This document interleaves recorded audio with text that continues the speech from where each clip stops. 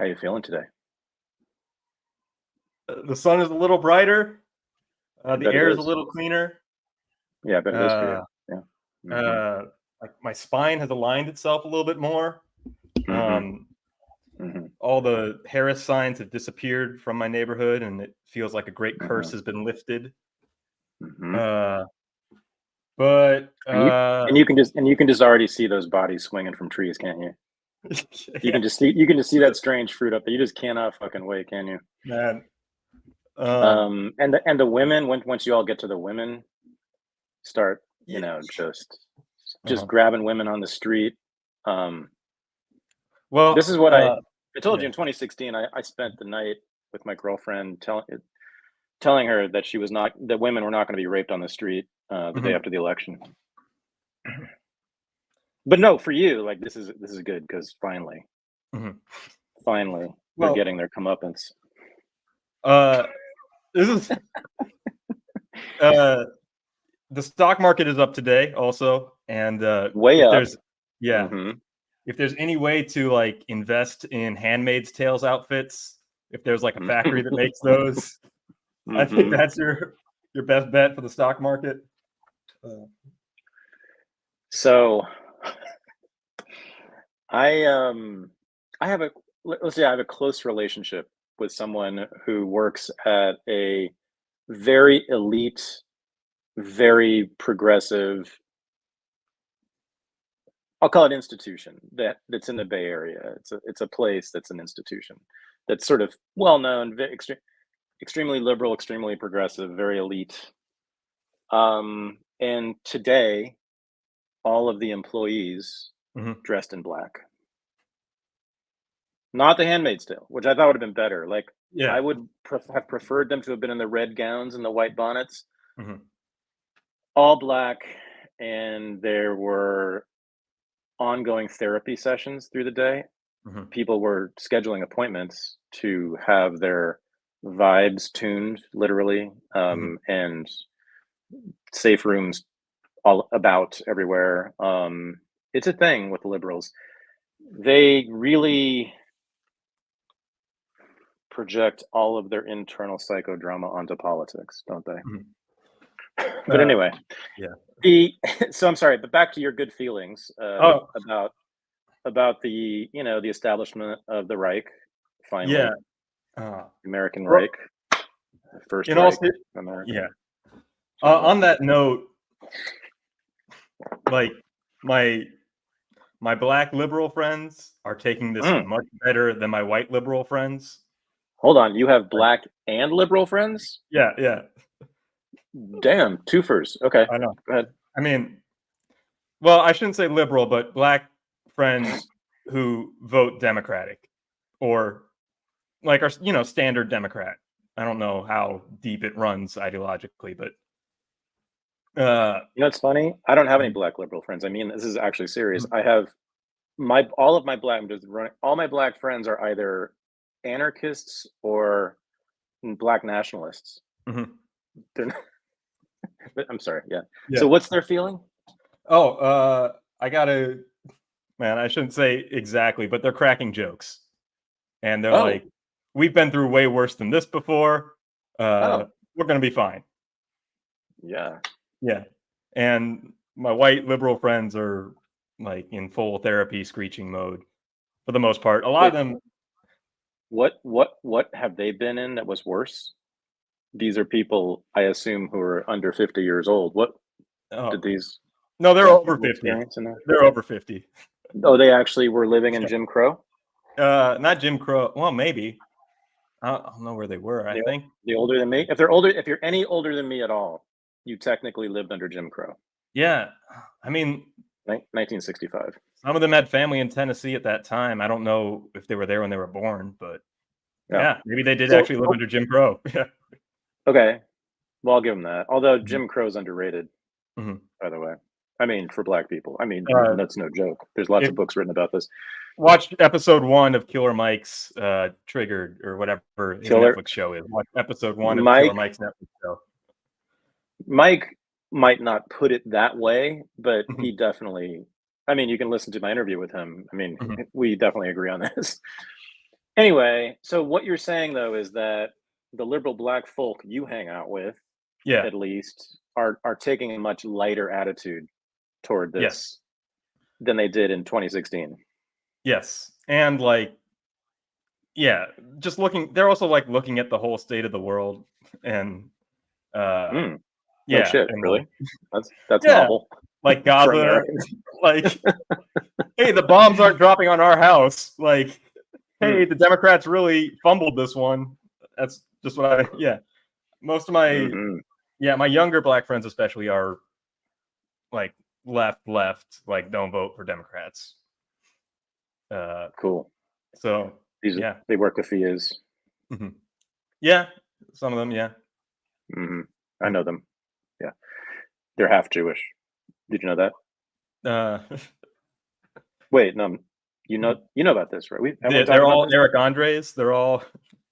We're talking about the whole generation that I grew up with in liberal places like Bloomington, Indiana. Oh yeah.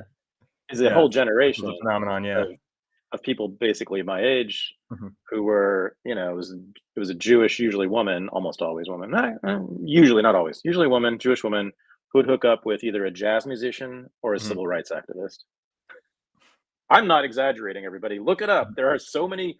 I personally have known 24 of those people. No kidding. I went to college with several. I grew up with many here. I know of many others. I'm sorry. So I'm thinking, again, not that there's a conspiracy or anything, but it is odd. Anyway, continue. Well, I think that's enough to say on that, but I wanted to say... Well, wait, no. We're getting at something. Well, hold on. We're getting at something, I think, which is perhaps the deepest point to be made about this election, which is that Trump has been legitimized. Oh, yeah. He gained with every demographic. He gained with every demographic except for two: college-educated women and people over 65. My man, is exactly what I was going to say. Yep. To me, that was when I heard that today, that statistic about him gaining in basically every demographic except for those two. That told me that he's here to stay. And more importantly, MAGA and MAGA ideology is here to stay. It told me that the Republican establishment is dead. I haven't heard people talk about this yet. I'm sure someone has, but this seems to me another major point here that people are missing. The Republican Party establishment, the people who have controlled that party since World War II, since they kicked the isolationists out, by the way, that's what happened. The Robert Taft Republicans. Taft was the most important, powerful Republican in the Congress for decades until they basically waxed him after World War II. Those people, they're done. I don't see how they survive after this. I mean, the Lindsey Grahams, so I suppose Ted Cruz's, Mitch McConnell's, that crew who were hostile to Trump until 5 minutes ago when they realized he was definitely going to win. And have you noticed that, I guess in the last year, I suppose, right? Lindsey Graham's become a fan of Trump and allied with Trump, and much of that establishment has kind of just changed their tune entirely when they were completely part of the resistance.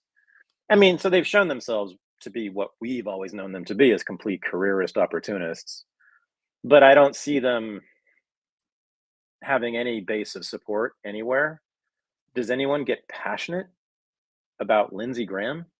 I mean, within their... So that's huge. But yeah, I mean, the broad-based legitimation of Trump and MAGA, I suppose, is what's happened here. I think that's the biggest story. So, and then what you're saying is, even among the brothers. I mean, would they get? Would he get 23% this time of the brothers? Of black men? Yeah, I think it's 23. I saw an exit poll that said around 23, 25. Damn near a quarter. He's right around a quarter of black men voted for him. By the way, whenever and this is really important, whenever anybody says things like state statistics like that about voting in elections, always, please, I'm the only person who does this, but I would love to start a movement. Make sure you qualify it and make sure it's clear that it's not 1/4 of black men voted for Trump, right? It's not even close to that. It's not even close to 1/4 of black men.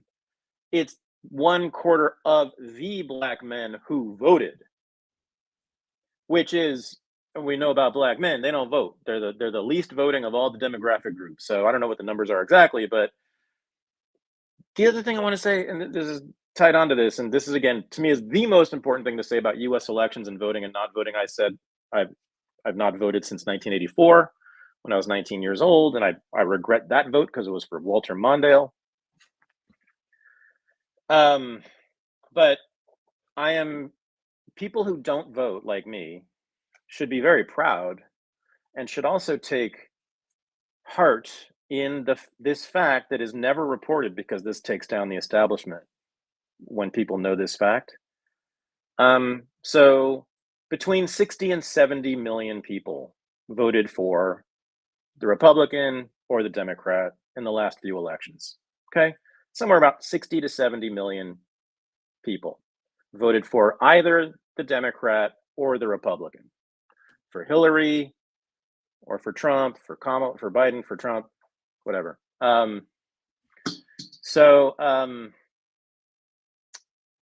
number of people who didn't vote, my people, in every election in my lifetime has been over 100 million motherfuckers. So we are the dominant party in this country. We are the dominant force in American politics. We are the majority, clearly. The plurality, I should say. We're the plurality for sure, but a big plurality. Close, not far from being majority. They only get 130 million. We're 100 million strong plus. So we're even competing for that. But compared to each party, we wipe the floor with either the Democrats or the Republicans. They don't get nearly as many votes as we don't vote. In many countries, especially Anglophone countries, I think, what did I hear? Australia? But it's mandatory there, right? No, but what was the country that has like the incredible turnout? Anyway, there are countries that 80 to 90% of the people vote in. I mean, they're incredible participation. Like, they're really into democracy. We're not, never have been.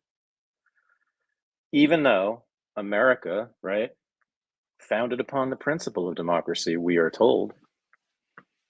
The first propositional nation on earth, which is true. A nation founded upon a principle, a proposition that all men are created equal, et cetera, and should have the franchise. So sure, the formal institutions of government in the United States since the founding have been formally democratic, essentially, no doubt about it.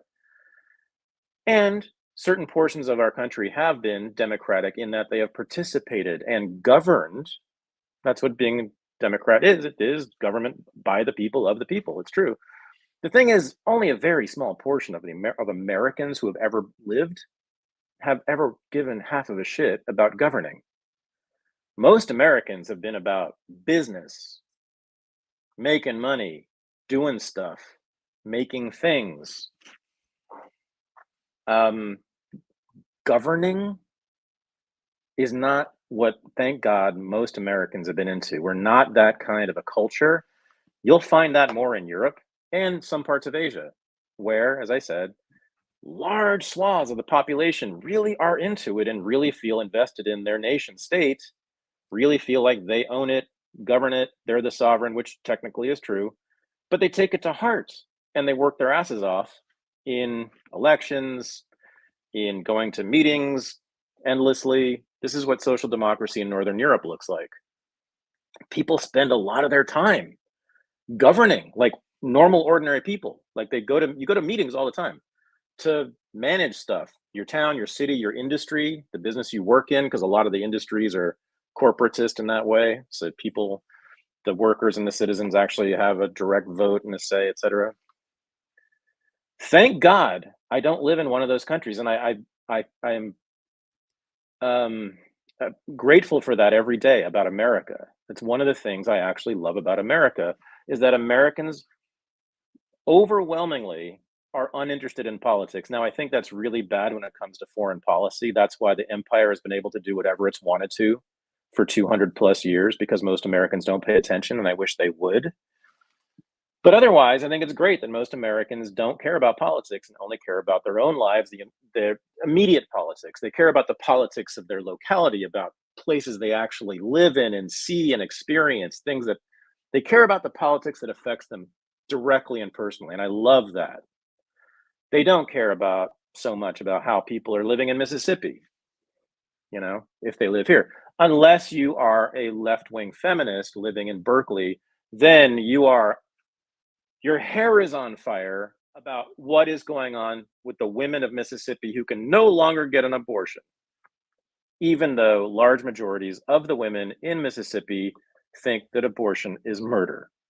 But anyway, generally speaking, Americans who don't live in hippie towns like Berkeley or Bloomington, Indiana, or New York City don't care. And that's a wonderful thing.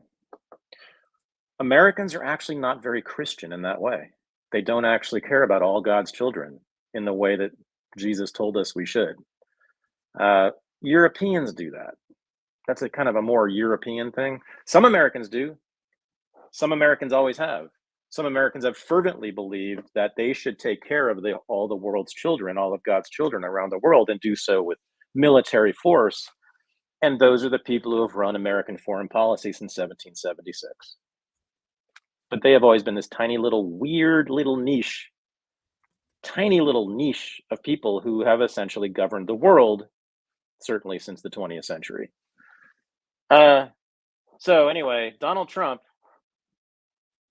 our new president, first president since Grover Cleveland to win non-consecutive terms. He, even though, of course, he has made decisions and certainly appointed people who are contrary to that way of not thinking about the world, I think Donald Trump is more out of that ethos of most Americans. Ordinary Americans are isolationist. Well, I can't find the clip. I wish I could, but I saw it this week. It's a clip from him early in his first campaign, and he's talking about all these foreign policy experts wrote these articles about how women are oppressed by wearing the hijab, and he's like, oh, I read those, I heard them say that, and it's like, oh, interesting, yeah, these women are oppressed over there. And he's like, then I heard what the women who lived there had to say about it, and they love wearing the hijab. And they're like, it makes our lives so much easier. You know how much easier it would be to wear a hijab before your wife goes out? This? Yeah, Trump said this. He's like, yeah. Oh my God. You didn't send this to me? No, I need to find it. I know I should have sent it. Yeah. Oh my God, that's so amazing. Yeah. Yes. And correct. Yeah. The guy's instincts, ladies and gentlemen, Donald J. Trump's instincts, political instincts, if there is such a thing, his predilections, his tendencies, the way he tends to react to political questions are so much closer to mine, so much closer to the guy at the 7-Eleven, so much closer to the vast majority of Americans than the political elite will ever be. Again, the political elite are these weird people, as I kind of laid out here, not just the foreign policy establishment. To want to govern other people, to want to rule actively over other people, that's a weird thing. It's a really weird thing. And the few people who do that, who have that desire to govern other people, they're the ones who are in government. They're known as politicians. And we need to pathologize politicians. We need to because it's not even an epithet. It is simply stating a fact. If you put most politicians on a psychiatrist's couch, the psychiatrist will diagnose them as sociopaths. I promise you, guarantee it. We know this. Look at them. Look at the governor of your state. Whatever state you live in right now. Think about the governor of your state as a person, as a personality, as a psyche, they're freaks. They're freaks. Very few. I've been in politics and around politics my entire life. To this day, I can't think of anybody I've known who's wanted to be president, who's wanted to be mayor, who's wanted to be the governor of human beings. It's a weird thing. And Donald Trump, even though, of course, he has devoted the last portion of his life to effectively governing all human beings, because that's what the president of the United States is. He's the governor of everybody. He nonetheless brings to that megalomania this odd, paradoxical humility, or perhaps it's really an American indifference, right? To the external world, to the outer world, to an indifference to the evangelical call to save others, an indifference to that Christian injunction. And Jesus said, go out and convert all nations, which American foreign policy makers have taken as their direction since 1776, to go out and convert all people into Americans. They've all said this, except for Donald Trump. The first one not to be evangelical. He's the greatest post-colonial philosopher of our time, easily. Well, no, you don't want to say philosopher. You want to say, more importantly, politician. Oh, I mean, yeah, he's put it into praxis as well. But his musings are up there with anybody. We should talk about Trump and Fanon sometime. Oh yeah, we should do a seminar on Trump and Fanon. Well, no, I mean, he is there are some consistencies there. Mm-hmm. You're right. I think he is. He's post-colonial. He's not. You're right. He's post-colonial. He's not anti-colonial. Yeah. Right. He's obviously not calling for. Yeah. Rebellion. If colonialism serves American interests, he'd probably be open to it in some ways. Yeah. Yeah. Like, sure. Yeah. We won the Iraq War. Why didn't we take the oil? Like why didn't we? Yeah. But if we're spreading the ideas of democracy, what's the point? Exactly. Yeah. And it's that attitude, that indifference to the social construct of humanitarianism, that drives the liberal elite crazy. They cannot stand that, because their whole identity is built on saving other people, saving the brown people and the black people and the women people and the trans people and the this people and the those people. And he doesn't care. Not only does he not care, he says they live in shithole countries. Why should he care? I mean, they go, because these are Christians, right? The liberal elite, they're Christians. They're secular Christians. They have the same moral categories as Christians, and they are the most evangelical of all the Christians. Samantha Power is their leader, and they will save the world. And they have devoted their lives to this. Samantha Power, all of them are such puritanical little school marmish scolds, because again, it's an ascetic Christian idea. You must sacrifice yourself, your life, your pleasures, your privileges as an American to help uplift, liberate, and save other people, the poor, benighted people around the world, and even in our own country. You must give up your time and your privileges to go out and help them. Often with the military killing a bunch of people to do that. But anyway, your mission is to hear someone be not just indifferent, but mocking of that attitude, mocking of the idea that we should be our brother's keeper. It's not how dare you. It's like, you need to go. That is unacceptable. That's the devil talking to the liberal savior elite. So, and you know what? One of the things I think Kamala messed up on, she didn't play that card. She could have said, you know what? Donald Trump doesn't want to save the black people and the brown people. I do. And here's our whole history of saving people around the world. I'm part of that tradition. He's not. I think she would have gotten more votes if she had done that. She implied it, but she doesn't understand history well enough to make that argument. Yeah. Exactly. Yeah. Exactly. Her concession speech. Did you see that? Yeah. The cackling. It's like a reflex. That is the happiest I've ever seen her, though, because this giant weight has been lifted off of her. Yeah, that's you and Alex Cristoforo, who I think is an awesome political analyst. By the way, he's the second stringer on the Duran. I think he's actually sharper in some ways, but that's what he said today too. He said I think Kamala's actually one of the biggest winners in this election because she clearly didn't want to do this. She's liberated. She's free now. And imagine the career she can have now. She can do all kinds of stuff. She can speak. She can get $100,000 speaking engagements forever. Oh yeah. Yeah. More like 500,000, but yeah. Yeah. Mm-hmm. Yeah. She's gonna work it as the female Obama now. Yeah. All right. Speaking of Obama. Yeah.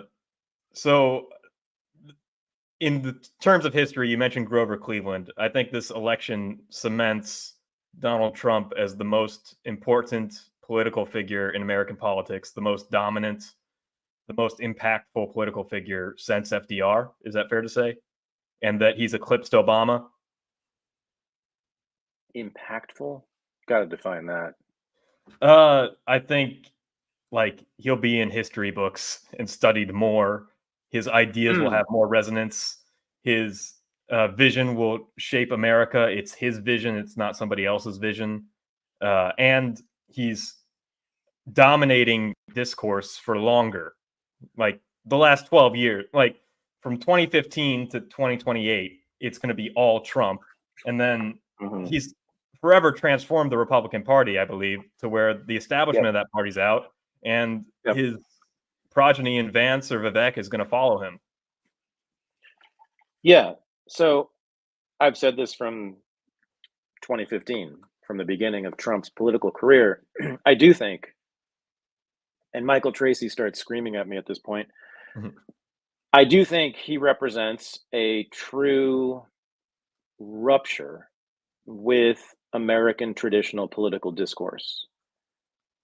I do think he has offered a fundamental challenge to the ways in which the American political elite thinks about the core issues, in particular foreign policy, national security. I'm thinking about immigration, although that's it's not quite that, but on the biggest questions, national security, foreign policy, he freaked them out by saying, wait, why do we need NATO? Later, figured out why we need NATO. But he's, at first he's like, he's such an open mind. Like, we can't have that as president. And even today, I think he could flip back against NATO at any moment. That's the way Trump thinks.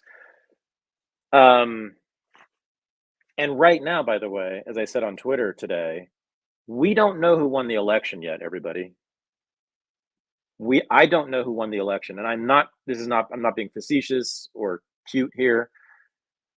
We don't know because foreign policy and national security are as I said, two most important issues of the presidency. He doesn't deal with most issues concerning the economy and other domestic issues. Are you saying we don't know who he is? We don't know who he is on foreign policy yet.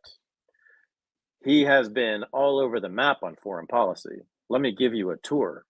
He has been from John Bolton being appointed to his cabinet through all the Marine Corps generals, the Malices and the McMasters, who all wanted to go to war with Iran,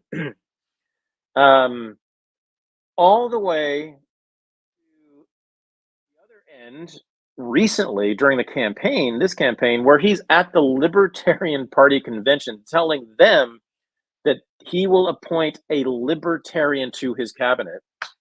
He didn't say it was going to be a foreign policy position, but the cabinet meets on a regular basis, I believe weekly, usually. These are people who, that's the point of the cabinet. They meet and they advise the president on all the issues.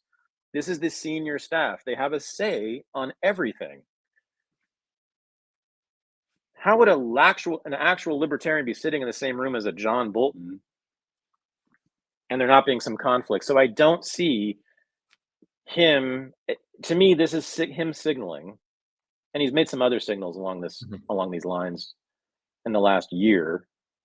Do you agree that he is going to move against interventionism in his foreign policy? I could be wrong though, but here's the other, and I'll talk. Yeah. The other problem though is that Ben Shapiro, said that thing. By the way, fascinating interview or debate with Sam Harris and Ben Shapiro, moderated by Barry Weiss, which I recommend everybody watch because Sam Harris again shows himself to be an absolute idiot when it comes to politics. Anyway, Ben Shapiro, who says, and I believe him because I have every reason to believe him, he says he knows exactly who Trump will appoint for his Israeli policy, his Israel policy. And according to Shapiro, it will be David Friedman, who was the maniacal ambassador to Israel under Trump, who's like to the right of Netanyahu, and Mike Pompeo, who is one of the nastiest neocon war hawks there are, who was also in the Trump administration. So I don't know if that's now, it could be just on Israel policy that those two were there. The big key question, as I said on Twitter, and I will know who won the election when I know who Trump will appoint as Secretary of State and National Security Advisor. Those are the two positions. That's it. Those two positions. In a way, like if I could own and control those two positions in the federal government, I'd be willing to vote for any president. Otherwise, so we don't know. He could go from some libertarian, and by the way, Peter Thiel, way back in the day, 2016, I believe, did have a little say, or no, it wasn't Peter Thiel. Trump was actually considering a libertarian for, I think, state or NSA, one of them. So we could go all the way from non-interventionist to hardcore neocon interventionist. And we really don't know. I mean, I tend to think he will go more to the neocon side because that's what he's tended to do. But I don't know. Trump really doesn't like war. He also, and this is, let's say this right now. Let's break it down. Like, let's go issue by issue because I think you can do this and make things clear for people where we're headed. And it's good because we didn't know this at all in 2016. I remember the night of election 2016, I remember I stayed up all night, like examining all of Trump's foreign policy advisors, who they were, because I was like, because I didn't think he was going to win. I thought, who the hell is he going to appoint? We now know, like, what Trump's predilections are, at least on certain issues. So Iran, bad. This is bad. This is scary. I think Trump's going to, all indications so far over the last 8 years is that he wants to go to war with Iran, or at least all of the people around him do. And now a big chunk of the Democratic Party wants to go to war with Iran as well. And certainly Netanyahu and Israel have been breathing down their necks to do this. So that's scary. Although here's the weird thing. That actually might work. And I hate to say this because it's just going to be trading one bloodletting for another, but it might, at least in the short to medium term, and I haven't heard anybody else say this, but I think it's right, it might prove to the benefit of the Palestinians. His election? Trump's election? No, what Trump's going to do. So what I'm thinking is going to happen, and this is just the way it's set up. So if it doesn't happen, I would just be surprised because it all seems built this way. So Trump's been pretty passionate about Iran forever. And as I said, everybody around him has always been a hardcore anti-Iran freak. John Bolton was just one example, but all of them. So he really clearly appointed a bunch of these Marine Corps generals who all wanted to go to war with Iran because they lost men in 1983, etc.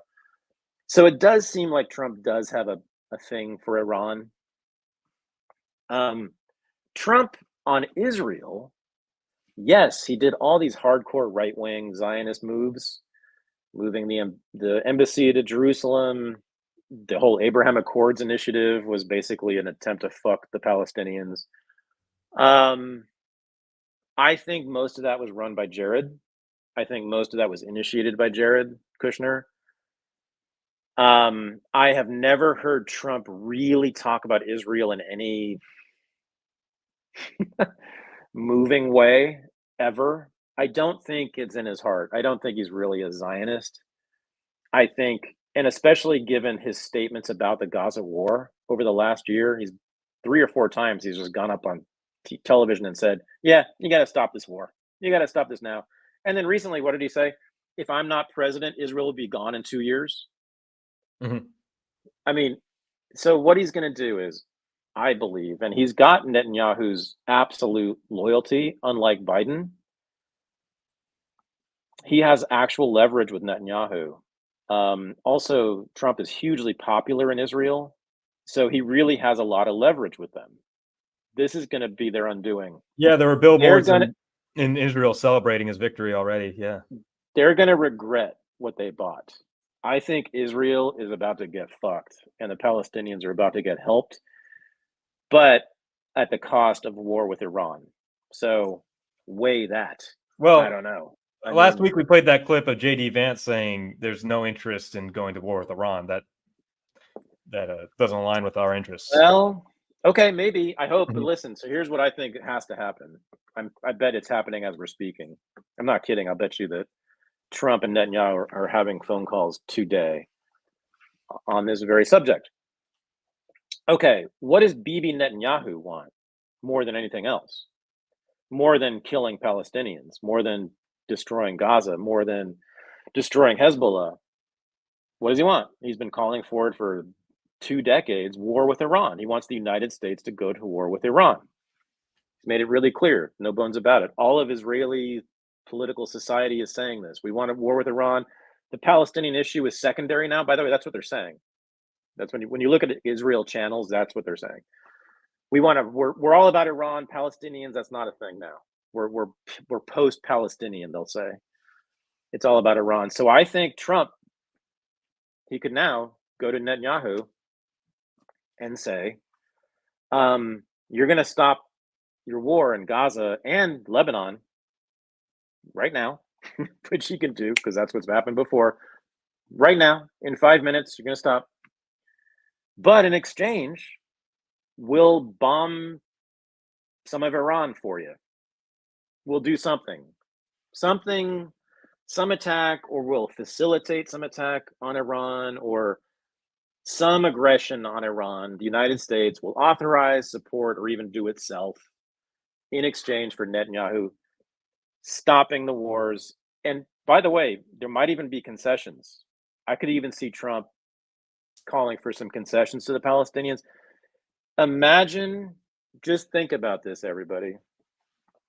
If Trump did that, so there's going to be like bombs falling in Iran. Is the left wing going to flip out and march in the streets by the millions? Is this going to be disruptive in American politics? No. No, not if there's no boots on the ground, American boots on the ground. We can bomb the living shit out of Iran all day long. And I think that Americans wouldn't care much. Only us weirdos on the anti-war left and right would care, but it's not a thing. It's not like killing 20,000 children in Gaza. That pisses everybody off. Not this. So this, if I were Trump, this is exactly what I would do, and I predict this is what will happen. There will be some aggression against Iran that's going to be pretty harsh that the United States will give to Israel in exchange for stopping the wars in Gaza in Lebanon. Now think about this. This then will be the left's or the liberals' worst nightmare, because Trump ending the war in Gaza. Think about all the dirtbag lefties who are not so far from Trump to start with, who are very passionate about Gaza. I see Trump taking a big chunk of the left, if he does that. Shit, I'll have much warmer feelings about the guy if he does that. Although, again, if he does it in exchange for war with Iran, I don't know, but I think it would be a tremendous political coup for him. And I do think he could get away with some kind of aerial bombing of Iran without much flack domestically. What do you think? I think Iran is too well equipped with their air force to hope so, to make that worthwhile. I think that would pose too much of a risk on Americans and too much of a risk in the region to expand into a broader war. I don't think it would be a responsible thing to do to bomb Iran to where civilians die or where it's seen as like a direct attack on their government. I do think Trump is capable of calling Netanyahu on the phone and saying, look, the United States is all you have. The entire international community is against you. Do you want to get tried for war crimes, or do you want to stop right now and get Abraham Accords 2.0, get a little bit of land from the spaces you've already cleared out in Gaza, stop fighting, run your term out, and move on, and retire at a nice apartment in New York City or Miami? Okay. If Trump does that, then he's my president. I mean, that's what, to me, a president would do, should do. I doubt it. I guess it's possible, but I feel like he's going to have to offer Netanyahu something. He's got to give Netanyahu a little chunk of flesh. Netanyahu needs some blood. He needs blood in Iran. To back off. Yeah, I think. Maybe Hezbollah would be a middle ground. Maybe there's some Hezbollah targets he could take out, but no. But hold on, though. I mean, the thing is, and I think pretty much everyone agrees with this. Like, the United States is absolutely not the big brother of Israel. We're the fucking daddy. Reagan, Bush Sr., Bush Jr., Carter, Kissinger, Nixon, Johnson, every single one of them told Israel at a certain point, okay, you gotta stop killing the Arabs. And Israel stopped within minutes, literally minutes. The bomb stopped dropping. Again and again and again, every president has done that. So the power is there to do that. You're right, without giving them anything in exchange, without giving them any concession. So yeah, Trump could be that man. Finally, Biden couldn't do it for whatever reason. Biden could not do it.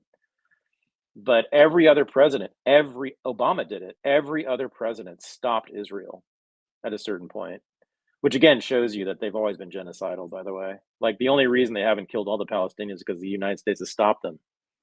The US, every single administration has they've let Israel do their bloodletting for a while, and then at a certain point they stepped in and said, okay, you gotta stop. And Israel stopped, because they are wholly dependent on the United States. Wholly dependent. And if Trump can embrace that and not worry too much. Now, the thing is, he's got so much support from them, from the Israel lobby. Well, he's got $100 million from Miriam Adelson. So she needs a return on that investment. It's right. Yeah. No, that's what I mean. I think he's going to have to give them something. And the something is going to be Iranian dead. Or at least installation destruction, which would be fine. I mean, or better. But there's got to be bombing of Iran. That's the only thing he's got to offer that. It might be under the guise of going after Hezbollah, but I don't see him directly attacking Iran. But maybe, but again, I think he has the leverage to do the scenario I outlined already. This is being talked about in the chat. Yeah, he did campaign with Mike Pompeo in his last campaigning round, but also he talked about on podcasts that he likes having a John Bolton around, even though he calls them idiots who just want to make war with everybody, no matter what the scenario is. Like, they're just, he really demeans them and calls them all sorts of names. But he says they're useful to have around because when you're negotiating with a foreign leader, you can always say, well, this guy, he's an expert. He's been in charge forever. He wants to go to war with you. It'd be very easy to do that. And you just have this mad dog on a leash to scare your opposition. So it's called good cop John Bolton. It's called the good cop John Bolton strategy. Genocidal cop, yeah. Deal with me, deal with the guy with the walrus mustache. Yeah. I think he's going to appoint Mike Pompeo to something, mostly because he was the one neocon that never badmouthed him. Mike Pompeo was always loyal to Trump, even throughout Stop the Steal. As Secretary of State, he said, we're going to count every legal vote, and when all the fraud is taken out of this election, Donald Trump will be victorious and we'll have our second term. No other neocon had the foresight to do that. Let's go, Mike. Give Mike props for that. Listen, he's a player. He knows how to get by, and he's going to get. Now, unfortunately, him getting by will result in the deaths of millions. So how do we weigh this morally? Yeah, no, that's what scares me. Is that Pompeo clearly has been playing Trump and positioning himself. So, I mean, I hope he just gets like, I don't know what portfolio he's going to get in the administration, but it's scary. That's a point. That's a fascinating point. Is he the only neocon that Trump didn't piss off? I think so. I mean, I think Lindsey Graham was still loyal to him just out of necessity. I think everybody in the Senate and House you have to follow the president no matter what. So Mitt Romney's out, though. John McCain's dead and against him, and John Kelly, all these guys, they jumped ship and were on the Harris train for the most part. Can you explain something to me? Speaking of Mitt Romney, I mean, I really don't understand this, but I've heard it in the last 3 or 4 days, I guess. I was checking in on on the liberal podcasts like Pod Save America and I don't know, I forget, like sort of liberal establishment, New York Times, the Daily podcast, and like the name Mitt Romney kept coming up as the Republican they wish were running for president. And in fact, many liberal Democrats were saying that they wrote him in as a candidate and that's who they like Mitt Romney. Do you know about this? What is this? Why Mitt Romney in particular? What? Well, Mitt Romney groveled one time at a dinner for a job right after Trump got elected. But ever since then, ever since he didn't get appointed to a job, he's been against Trump.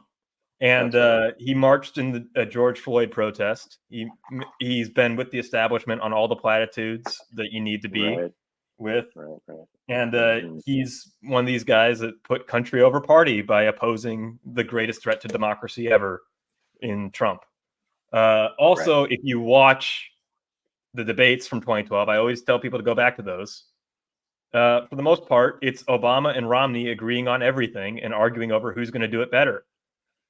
The only difference is the whole Romney going after Russia before Obama did. Romney said Russia's going to be a big threat in the region. You're giving too many concessions to Putin. And Obama said the 1980s called, they want your foreign policy back. So, Romney preempted Obama on Russiagate, and he's been in line with the Democratic establishment ever since Trump got elected. So, of course, he's the Republican they want. Okay. Now that you mentioned Russiagate, I got just a little bit of an erection because that's what happens when Trump gets elected. I mentioned this earlier. It starts to work again and better than ever before. Never underestimate the libidinal power of politics, in particular with certain political leaders. Listen, Obama, remember all the white women talking about their sex dreams about Obama? Yeah. What are the liberal women dreaming about tonight? Yeah, they're ordering their Handmaid's Tale costumes and dreaming about all the horrible things. Yeah. I'm just saying, according to many, many, many studies by psychiatrists, psychologists, sexologists of women, I believe it's the leading fantasy, the number one fantasy. We'll leave it there. Anyway, all right. So moving on to Ukraine, from women's sexual fantasies to Ukraine war policy. They're done. Zelensky's toast. It's over. If I were Zelensky, and I bet he is doing this, he is currently planning on where he's going to be living in Miami. Which neighborhood in Miami he's going to be living in a badass villa with all that money he got from us over the last 3 years. Man, the graft, the amount of money that is going into Ukrainian politicians' pockets. What did the United States and Europe give to Ukraine total? 200 billion, excuse me. Something like that. 100 billion from the United States. Yeah, but I think the whole total, no, way over 100 even from us. I mean, a lot of that was like weapons contracts, but the total. But then again, we also know that those weapons contracts, the money just went to Boeing in Seattle and they shipped the weapons to Ukraine. Don't worry about it. What happened to a lot of those weapons? They got sold on the black market, liquidated and made into cash. My God, these dudes are going to have some incredible mansions. I want to see the up close and personals. I want to see the lives of the rich and famous documentaries on their houses because they're going to be dope.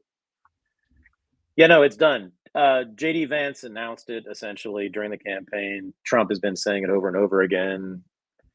We will no longer support this. It's done. I mean, JD Vance, this is one of his major issues as a senator. He was top 3 or 4 issues for him that he was talking about loudly and aggressively. The fact that Trump picked him told you a lot about the future of the Ukraine war. This is a great day for those of us who want NATO to be dissolved.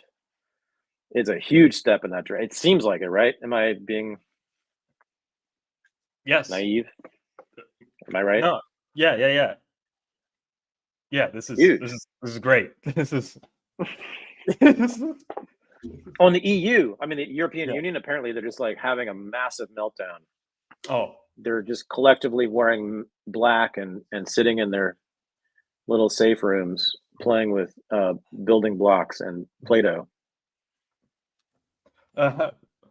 So, yeah, I don't normally concern myself with the opinions of Europeans. Well, come on now. When it comes to like sex, though, you got to listen to them. I'm a patriot. That's all I'm going to say on that. But what I was getting at with the Obama thing is like 2016 was like a repudiation of the arc of Democrats and liberalism, the end of history, the new world order, NATO is going to rule everything. Minorities are going to be in charge and run the empire forever. Complete, total one-party rule, domination, and hatred's going to be a thing of the past. And then it fails. It ends spectacularly in tragedy. The Trump administration and Biden takes over. And then Trump gets reelected with the popular vote. Wow. So that after liberal order from him, after they steal it from him in the middle, they steal it from him, he comes back from that. Yeah. And wins the popular vote among every demographic group. This is bad. This is so bad for them. Like, you cannot get a bigger repudiation of the end of history. That's what I'm saying. Donald Trump has thrust us back into history. Did you say thrust? Yes, he has thrusted us, and all of us have done it when we thrusted in that voting booth. Thrust, baby, thrust that. As Jack Mason thrust described, that history. Yeah, it is a large collective. Also, I've been wanting to talk about men forever and how the demographic of men and young men saving this country. Well, you're a Nazi. Of course you want to talk about men. Mm-hmm. But, for example, Donald Trump went on Rogan. J.D. Vance went on Joe Rogan. The king of all masculine entertainment, Joe Rogan. True. Harris did not go on Joe Rogan. Rogan endorses Trump last minute. There is no outreach to young men of any substance by the Harris administration. They appoint Tim Walz, who is prancing around in the most effeminate insult to men that you could ever imagine. He's a football coach. Yeah. Who knows that AOC can run a mean pick six. You ever run a mean pick six? Run a mean pick six? That's not a thing. Yeah, he live streamed with AOC. Yeah. You don't run a pick six. And tweeted out, man, AOC can run a mean pick six. Thank you for confirming what I was going to say. Does anyone believe he was actually a football coach? Yeah. He's spent as much time coaching football as Harris has done manning the fry grill. Run a pick six. What's the analogy so people can understand who don't know football? Like, it's an interception of a pass. It's a spontaneous act. It's not something you can plan. I don't want. Yeah, I could speculate what sort of feminine activities would be a good analogy, but I won't. Okay. Enough of that. Yeah. Trump, under the direction of Barron, who will be king for life, his 18-year-old son, goes to all of the podcasts that young men listen to, the Nelk Boys, Bussin' with the Boys. He goes to UFC events. He has Kid Rock and Hulk Hogan at his RNC. It is like somebody on CNN or MSNBC, when they went to the RNC, they're like, can you give a theme for this convention? Yeah, testosterone. This was the testosterone campaign. And he doubled down on men. And we've been talking about the boy crisis forever, men having a lack of purpose in the world. And he gave them a purpose. You could save this country, and I can be your surrogate, and we can make this country great again for you. Like, okay. Yeah. Which brings us to the subject of, I'm sorry, but very clear elements of fascism in Trump's politics. Trump is not a fascist. I am not saying that Trump is a fascist. I'm not saying that MAGA is fascist. In fact, I will say that major portions of Trump's thinking, major portions of MAGA ideology are not fascist or anti-fascist, okay? But there are portions that are. And I think the cult of personality is one big one around Trump. I think that's clear. Although, there have been cults of personalities around many politicians. The stuff with Silicon Valley oligarchs, Elon Musk, and others, private sector, corporate chiefs that he's clearly going to give some massive governmental positions to. Yeah. That's the soul of fascism. I mean, that's corporatism at the highest level. When you have big business and government colluding, co-managing society, that's what we have here. And the fact that Elon Musk has so much outsized power already. Well, just within the economy, right? And within the political economy, to give him governmental power in addition to running the world's most important media communications platform. Well, yeesh, I don't like it. I think the Democrats made that a necessity for politics when they started bossing around Facebook, Twitter, and Google, the old Twitter guard and Google. And so and yes, and it was the fault of the Allies that the Versailles Treaty stole land from Germany and gave rise to Nazism. Yeah. I mean, but we also want to be opposed to Nazism. How? Or maybe you don't. Maybe you actually kind of don't. I'm not in favor of war with Germany. And I don't think. Yeah. You mean now? So I want war with Germany right now. Yeah. Now, not in 1941. Fuck that. But now, oh yeah, we need to go. No, I'm like 10% serious about that. But because Germany is the worst of the EU governments. Oh, they're like incredibly genocidal about Palestinians because of their war guilt about the Jews. I don't know if anybody has noticed this, or paid attention to this, but German politics around Palestine is like hideous. They're way worse than Americans. They can't kill enough Palestinians to appease their war guilt about the Jews. But anyway, so yeah, I do think we should go to war with Germany now. Break up NATO for real. Yeah. I'm sorry. You were saying they're so defeated at this point, it would just be a formality. Like true. But again, I don't think fascism is the enemy. I think the enemy is like the interventionism of the Allies that led to fascism. The enemy is communism, which fascism was a reaction to.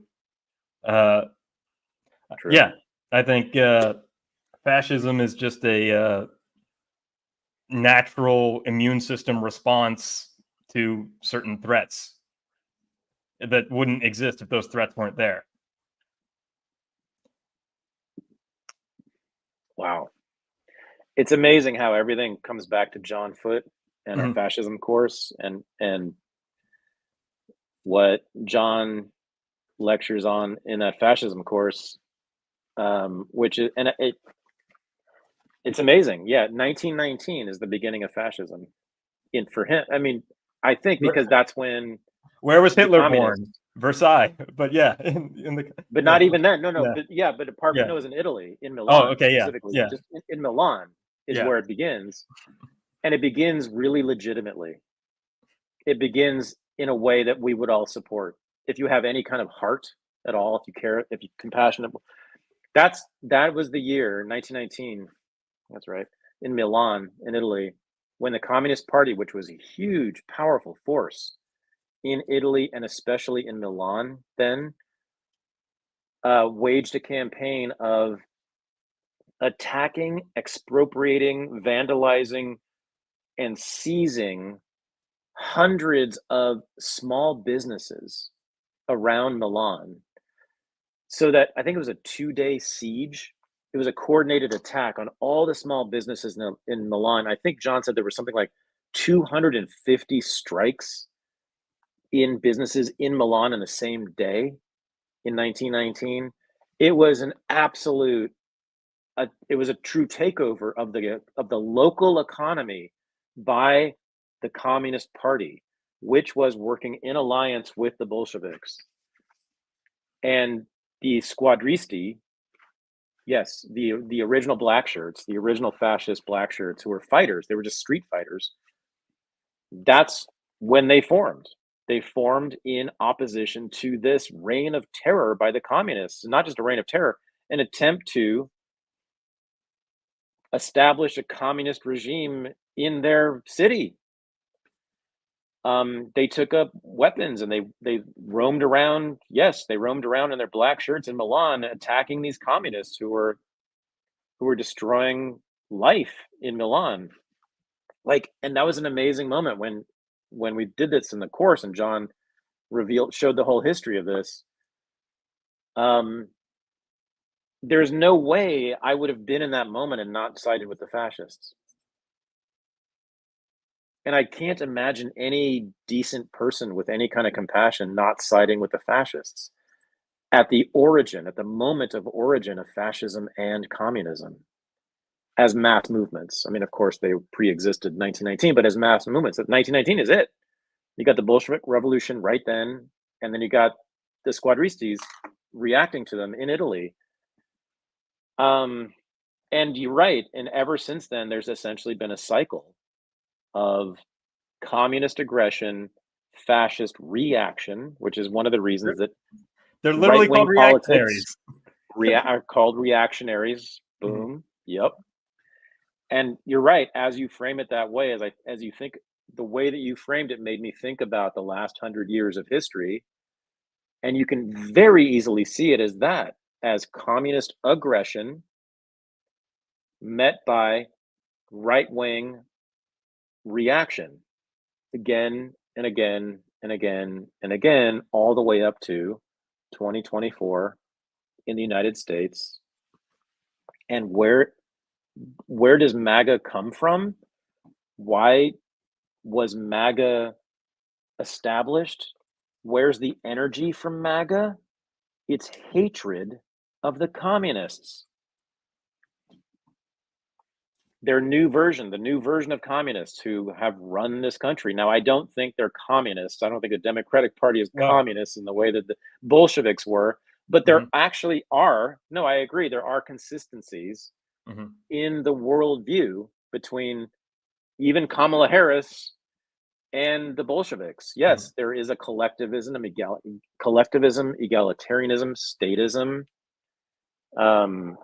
public shaming as a means of public control, right? There's all sorts of ways in which, there's continuity between those. And so, in a sense, what we just witnessed yesterday, right, was the latest version of that cycle of right-wing reaction to communist aggression. Yeah. And I'm sure you agree because you're racist. Yeah. But like Trump framed the campaign as like Harris is a communist. And I think that resonated because Americans remember the George Floyd riots. And it was repeated throughout all of the campaign that Harris bailed out the George Floyd rioters and that she supported that movement. And what is that but not like a Bolshevik cultural revolution moment in United States history where... Okay. So now to get like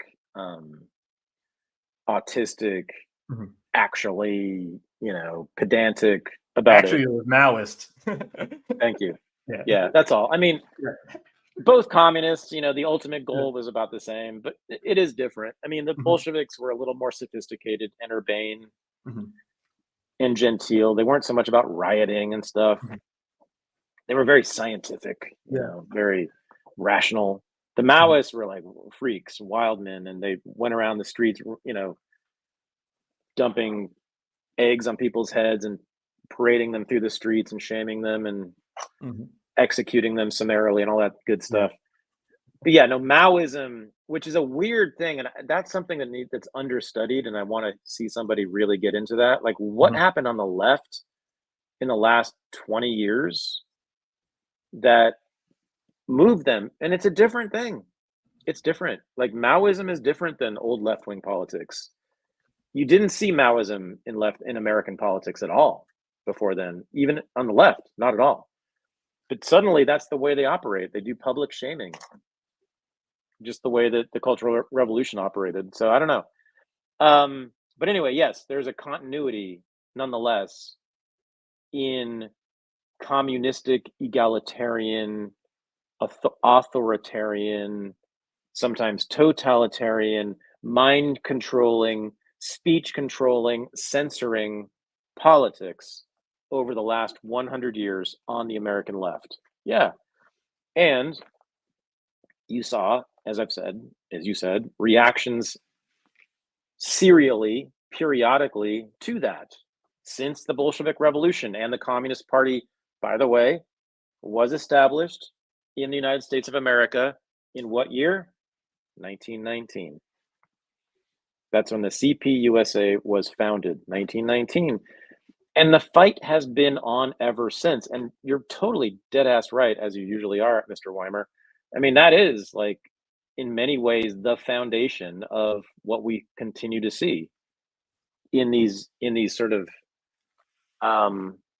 cyclical fights between left and right in American politics. It's kind of like communism versus fascism over and over again. It's true. Mm-hmm. Yeah. In the chat, Great Portlander, he's saying that makes a lot of sense why the college-educated women meltdowns are so worried about fascism. They are well-versed in communist history, including the fascist reaction. That's why they think fascism is coming, more of a confession of their intentions than anything else. Yeah, that was the last accusation lobbed against Trump throughout the whole campaign, is that he's a fascist.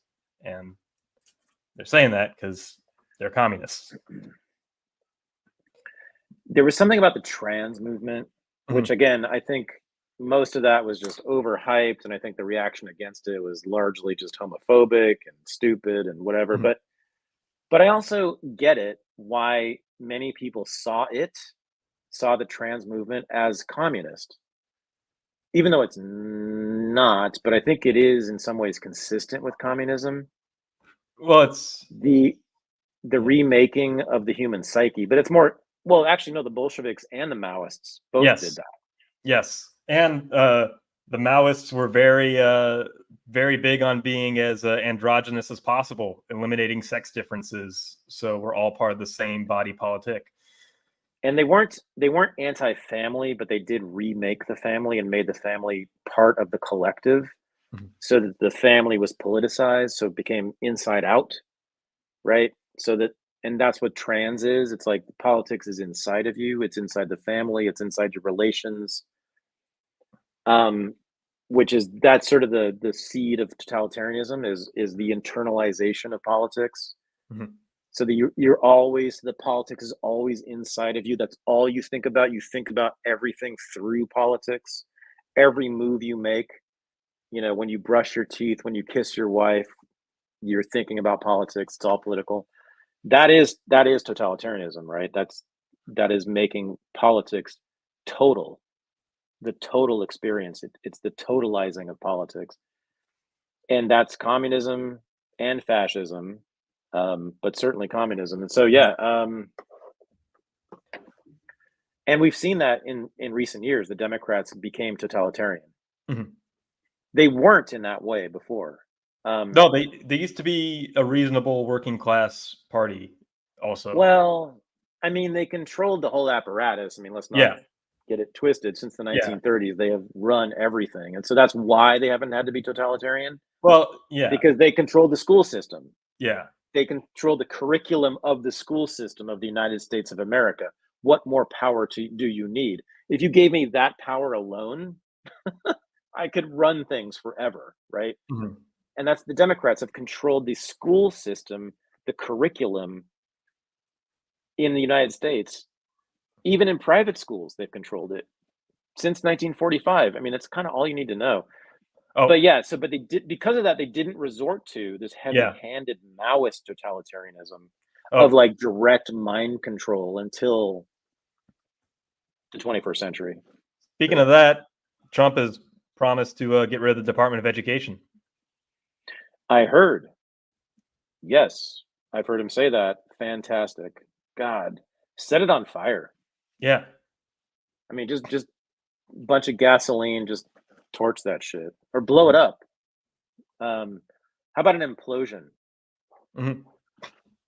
And liberals will hear us say that as if education in this country has never existed until 1979 or whatever, right?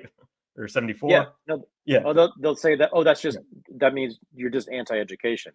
Yeah. You want people to be ignorant. It's like Yes, right. The Department of Education has always been a fount of knowledge and enlightenment. Our public school system Our public schools, and motherfuckers, I spent 13 years inside there.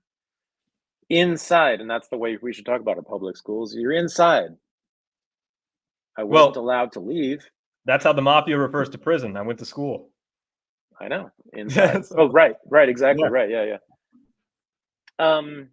I mean, I am here all day if you want to make any kind of argument for why public schools in this country are of any benefit whatsoever, except as containers for juvenile delinquents, because we don't want teenagers roaming the streets at 1 PM on Tuesdays, shoplifting and beating up old ladies and stealing their purses.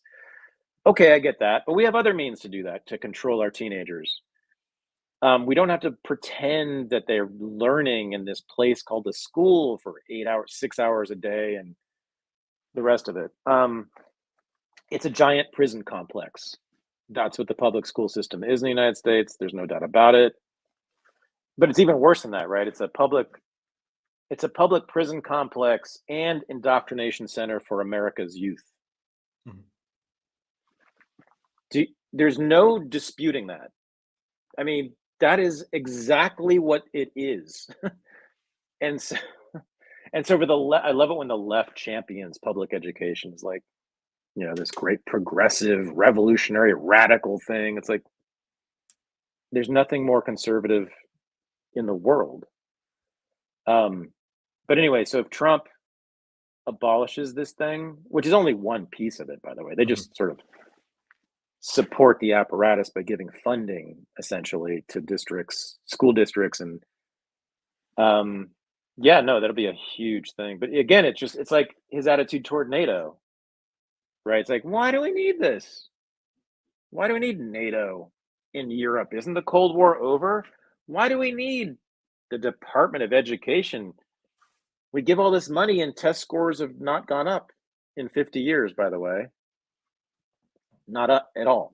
There's these amazing graphs that libertarians produce all the time that are totally devastating, of spending on public education. It's just been a spike. It's been a 50-year spike, just straight up, more and more and more and more funding on public education.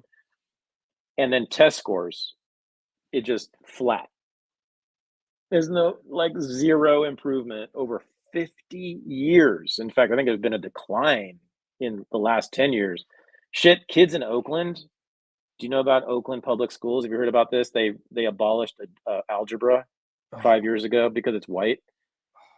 And now the test scores in Oakland public schools are, this is probably true. I think test scores in Malawi are better. It's the kids in Oakland now, black kids in Oakland are illiterate and can't do arithmetic.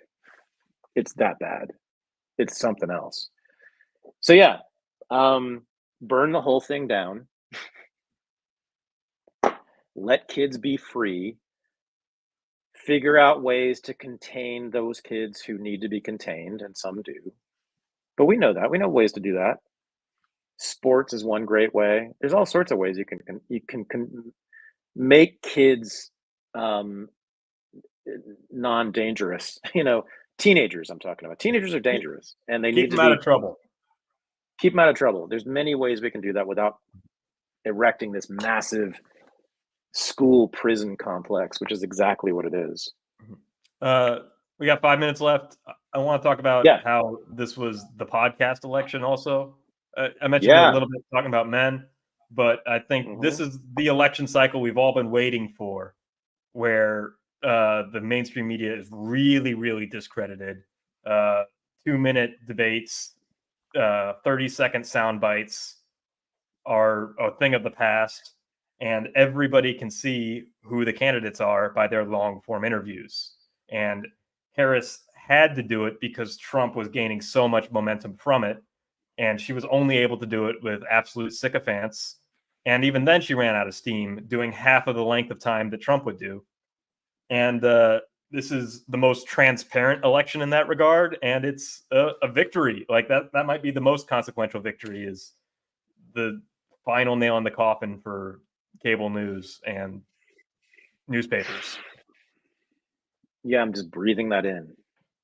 I'm just breathing it in. I'm trying to like take in all the aromas of that. It's just allowing myself to be enveloped in the perfume of the idea of CNN and the New York Times no longer existing, of NPR being just a memory, of the Washington Post being this thing that we once read back in those years, that time. Yeah, I hope so. I think so. I mean, we saw this coming anyway. Only boomers consume those things, so and it's just college a matter of days. The two demographics Harris won, gained ground with college-educated women and people over 65. Those are the last people who still consume that stuff. People who know that the news is fake gain ground with Trump. Have you ever hung out with any college-educated women? You ever spent any time with them? A couple. God damn, man. Imagine that being your demographic. Mm-hmm. Well, it used to be my customer base when I was a professor, at a women's college in Barnard College. Wow. Yeah, no, of course. But think about the ideology of college-educated women in the United States in 2024. And think about how they once ruled America through the vehicles of MSNBC and CNN for about 20 years. Since the early 2000s, those people have ruled America, and I mean this in large part, right? Mm-hmm. They determine the culture, and they're the most active voters and political participants. And we might now see, Michael Weimer, like an eclipse. And those 20 years, those 20 years was Obama's DNC speech up until last night. Yeah. That is what gave us Obama. Yeah. Yeah. Yeah. Yeah. Those white women. Yeah. Those liberal women. Those Democrat women who watch MSNBC and CNN and hate Trump so much. Is this the end of their hegemony over us? The reign of terror of white women in America is over? Oh, is that what just happened? Trump won white women by the largest margin he's ever won them by. 52%. 59, I think. 59%. Maybe even more, yeah. For white. That was 52. But okay. It depends on what exit poll you look at, but yeah. I just want to make it really clear to our audience right now that I love women, okay? So don't get it twisted on this. You guys understand me, right? I just think maybe we don't need them to vote. I'm not saying we don't have to listen. I want to hear what you have to say. Oh. Well, because I respect you, ladies, but you don't have, why a vote anyway? Like, do you want to govern? Why do you want to be political? Well, I think it's fine that they vote as long as uneducated men also vote. And wait, when you say uneducated, you mean men who have not been to a college like you and I have been? Yeah. I wish they would run the country. Yeah. The people who clean your toilet, the people who fly your planes. Oh, yeah. Okay, so I'm for a law to disenfranchise anyone with a college degree. Mm-hmm. If you, especially from an elite school, like if you're from the USA Today top 100, if you have a BA, if you have a bachelor's degree, yeah. If you have a bachelor's degree from any college that's ranked in the USA Today college rankings, you should not have a vote. Or you should be, there should be like that's a voting, instead of a literacy test. Clearly, that's obviously necessary. We have to disenfranchise the college educated. Have you not seen what they've done? No, I'm dead serious. You've talked about this. Every bad idea that has ever existed came out of university. I'm 100% on board with you. But 100%. All of every bad idea in public policy in American history has come straight from a university, usually an Ivy League university. We need to stop those people from voting. Go ahead. I think all you have to do, instead of a literacy test, every voter has to change their tire. Like, they have to get the spare out, put the car on a jack, and change the tire on their car. Okay. That'll solve the problem immediately. I'd prefer it, though, if you are only allowed to vote if you don't know what an Oxford comma is. That should be. And no, here's the definite. We are going to agree on this. If you've never listened to NPR, I think you should get 2 votes. Something like that, right? But women don't need to vote. That's pretty clear. We now know that. I mean, that's the other thing about this election, right? That we've now established that women don't need to vote anymore. It's a little redundant. But I mean, what is it? What is it gotten us exactly? I don't. I know it got us FDR, and it got us prohibition. It got us everything. It got us Obama, but it got us. I'm sorry, it got us the Great Depression, World War II, the Vietnam War, OPEC crisis. It got us. What have we? The Iraq War. The Great Recession. What have we gotten from giving women the vote?